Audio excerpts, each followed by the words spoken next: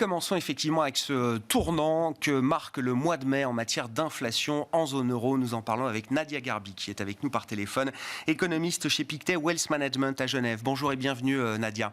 Merci beaucoup d'être avec nous. Effectivement, ce mois de mai, les chiffres du mois de mai sur le front de l'inflation en zone euro semblent marquer une étape significative, un tournant avec une désinflation, un rythme de désinflation qui semble s'être accéléré au cours du mois de mai. Nadia, quels sont les facteurs à l'œuvre qui expliquent effectivement cette marche à la baisse en matière d'inflation ? Oui, alors c'est vrai que c'est plutôt une bonne nouvelle avec une hausse des prix qui se ralentit au mois d'avril plus fortement que prévu. On a bien sûr l'effet de la baisse des prix de l'énergie qui se poursuit. À cela s'ajoute aussi la forte diminution des goulots d'étranglement dans le secteur industriel qui mène aussi à un ralentissement de la hausse des prix dans les produits manufacturiers. Et enfin, on a aussi, pour la première fois depuis longtemps, je dirais aussi un fléchissement du côté de l'inflation dans le secteur des services. Qu'est-ce que ça nous donne comme direction devant nous, Nadia ? Est-ce qu'on a un peu plus de confiance dans la prévision d'inflation qu'on peut faire désormais sur les prochains mois en zone euro ? Et est-ce qu'on peut espérer encore un rythme de désinflation rapide pour les prochains mois ? Alors, je dirais qu'il y a tout de même des facteurs un peu spécifiques par pays qui brouillent un peu la lecture. On peut citer notamment l'exemple en Allemagne avec une grande partie du ralentissement dans l'inflation des services qui est due à la mise en place d'un forfait de transport subventionné. Donc je dirais que globalement, on peut s'attendre à ce que l'inflation globale poursuive son ralentissement. En revanche, sur l'inflation corps, je dirais qu'on devrait tout de même rester très élevé au-delà de 5%, principalement dû à cette résilience du secteur service. On va entrer dans une période où on sait, le tourisme va impacter, enfin les activités liées au tourisme va aussi impacter le prix de certains composants. Donc je dirais que l'inflation des services va rester tenace, ce qui va conduire tout de même à une inflation sous-jacente qui va rester élevée. Si on regarde la dynamique d'inflation en zone euro en la comparant à ce qu'on observe et ce qu'on a pu observer aux États-Unis, par exemple, Nadia, beaucoup, certains en tout cas dans le marché, estiment que effectivement la désinflation de l'inflation cœur en zone euro va être beaucoup plus longue, beaucoup plus difficile peut-être que ce qu'on a pu observer dans le cycle américain. Est-ce qu'effectivement c'est une idée que vous partagez, Nadia ? Oui, c'est une idée qu'on partage et c'est vrai qu'on voit cette résilience du secteur des services. À cela s'ajoute aussi le soutien fiscal qui a été plus important cette année en Europe qu'aux États-Unis.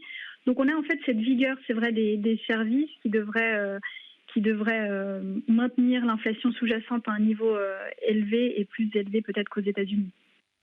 Qu'est-ce que ça implique pour la Banque centrale européenne à ce stade ? Quels vont être les éléments d'analyse qui vont retenir l'attention de la BCE lors du prochain Conseil des gouverneurs le 15 juin prochain, Nadia ? Alors, il y a la dimension inflation, bien sûr. Il y a les éléments relatifs à l'activité, à la distribution de crédit, à la dynamique des salaires. Quel est l'état des lieux qu'on peut dresser à ce stade ? Oui, alors c'est vrai que la BCE va trouver un certain réconfort dans le ralentissement de l'inflation qui reste toujours élevée au-delà de la cible.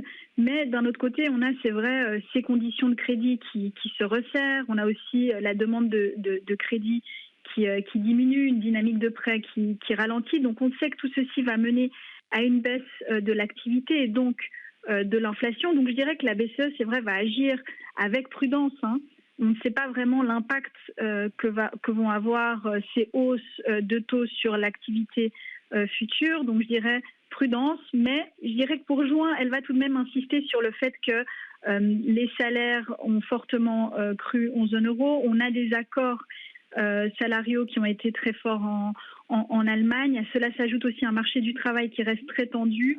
Donc, elle va tout de même, à mon avis, insister sur le fait que les pressions inflationnistes restent très élevées. Donc voilà, nous on s'attend, pour vous dire, à une hausse supplémentaire de 25 points de base en juin et avec un risque d'une hausse finale au mois de juillet de 25 points de base également. Ouais.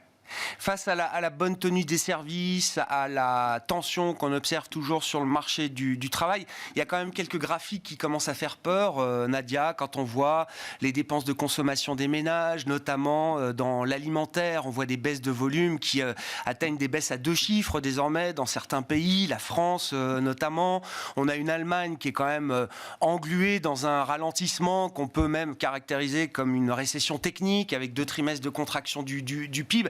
Dans quelle mesure est-ce qu'on a là quand même des éléments d'alerte, de vigilance à minima pour la Banque Centrale Européenne, même si ces éléments, je comprends, ne l'emportent pas encore peut-être sur l'idée de 1 ou 2 hausses de taux supplémentaires? Non, c'est vrai que c'est des éléments que la BCE, à mon avis, va prendre en compte. Le deuxième semestre pour la zone euro va être beaucoup plus compliqué que le premier. On a une demande globale qui s'affaiblit. Nous, aux États-Unis, enfin, on pense que les États-Unis entreront en récession également au deuxième semestre. Donc, on a tout de même un contexte qui va être nettement moins favorable pour la zone euro. Cet effet aussi dans les services, un peu de boom dans le secteur du tourisme va aussi s'estomper. Donc c'est vrai qu'à mon avis, c'est un élément important que la BCE va prendre en compte. C'est pour ça qu'au-delà de juillet, je dirais que c'est difficile et compliqué de voir la BCE poursuivre son cycle de hausse de taux. Donc je dirais plutôt une démarche un peu prudente. En juin, c'est vrai qu'on aura les nouvelles projections de la BCE qui nous indiqueront un peu comment est-ce que la BCE voit la suite. Un des mouvements de marché qui a marqué les dernières semaines sur le front des devises, Nadia, et on peut faire le lien évidemment avec les politiques monétaires, c'est de voir effectivement, alors le dollar qui a beaucoup baissé depuis l'automne dernier, effectivement, mais sur un mois, on a vu le dollar face à un ensemble de devises et en l'occurrence face à l'euro, regagner un petit peu de traction. On était au début du mois sur la parité euro-dollar entre 1,10 et 1,11. On est à moins de 1,07 ou autour de 1,07 au moment où on se parle. C'est pas un mouvement évidemment d'ampleur historique, mais c'est quand même un mouvement qui peut interpeller, alors que beaucoup voyaient le dollar continuer peut-être de s'affaiblir. Oui, et c'est vrai que c'est aussi notre vue, ce dollar qui s'affaiblit notamment face à l'euro, aussi expliqué par cette divergence de politique monétaire entre la BCE et la Réserve fédérale, même si maintenant, il semblerait que la Réserve fédérale potentiellement pourrait poursuivre son cycle de hausse. Et je dirais aussi que les nouvelles ont plutôt été décevantes en zone euro, avec des chiffres qui ont déçu et qui ont potentiellement conduit à une baisse de l'euro. L'euro, effectivement, qui se stabilise aujourd'hui autour de 1,07 avec cette confirmation d'une marche à la baisse en matière d'inflation en zone euro au mois de mai dans l'anticipation de la prochaine réunion. Vous l'aurez compris, la BCE se réunira et rendra sa prochaine décision le 15 juin prochain. Merci beaucoup Nadia, merci d'avoir été avec nous par téléphone pour cet éclairage sur cette dimension inflationniste en zone euro qui aura marqué cette semaine sur le front statistique.